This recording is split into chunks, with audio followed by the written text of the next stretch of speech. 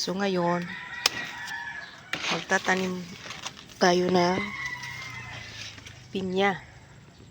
Ito siya kasi dahil marami na siyang suli, hiwalayin natin yan. By the way, yung dito yun galing. So ito, kaya ganyan siya kalaki kasi hiniwalay ko yan. Suli lang din yan nito. So dito yung pinaka mother plant niya. Alam nyo ba, tinanim ko to. Galing lang yung ano nito dun sa bunga. O, di ba dumami siya? So ngayon, paghiwalayin natin siya, ilang puno din to, no? So, umpisa na natin. So, ayan na lang ang natira. So, ito na sila. Hanapan na natin sila ng space. Ito ay saging na saba. Nabuhay na rin siya. Dahil may ulan. Nahiwalay na natin. Pinakamaliit to.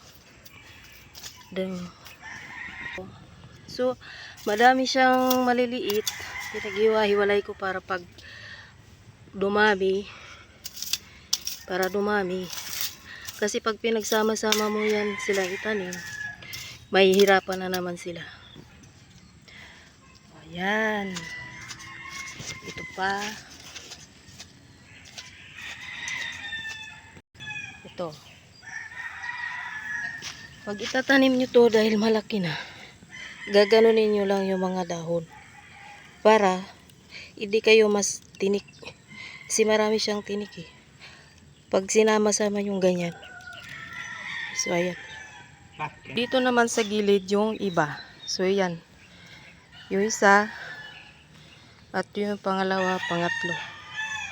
So yan. Diyan lang sila dadami. At alam nyo ba yung bunga niyan ay matamis. Yung ibang pinya hindi matamis, makati pa minsan. Pero yung mga bunga niya hindi. Pinagmulan lang yan niya yung corona ng bunga niya. Yun lang ang tinanim ko. Kaya kung masipag kayo magtanim, para hindi na kayo bibili ng pinya. At itong saging na to ay saba din to.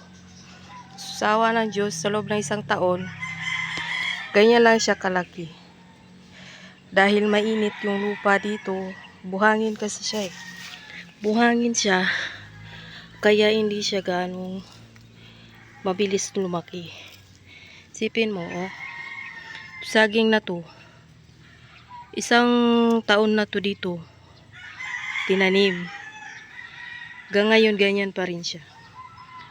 Ito kasi, gagawin daw tong vegetable garden. Kaya meron siya mga plot na ganyan. So, yung na-assign dito, hindi pa siya nagtatanim. Sa ano kasi ito eh, sa kapatid ng asawa ko. So, bawat isa may project. So ngayon, pinakialaman ko na, nagtanim na ako ng upland spinach or Chinese kangkong. So ayan na sila. Nabuhay na sila. Yan. So sinubukan ko lang siya eh. O, ayan. Ayan na yung aking upland spinach o kangkong. Chinese kangkong. So ngayon, nanilipat ko mga sili na yan.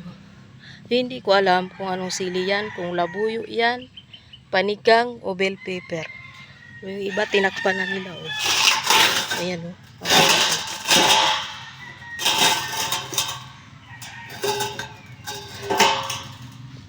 Ayan. Pero namumulaklak na siya. So dito naman, magtatanim tayo ng lakatan na mais. Dito. Yung malagkit na mais. So, ayun. Alam mo, dami ko palang sugat to. Yan. Sa dahon ng pinya. So, hindi nyo ko nakikita dito kasi ako ang nagbibideo. Wala ko tagahawak. At yan yung mister ko. Siyang tagadamo dito. So, yan lang. Hanggang dito na lang. At ako'y magtatanim na ng mais, i-update ko na lang pag nabuhay. So maraming salamat sa inyong panonood. God bless everyone.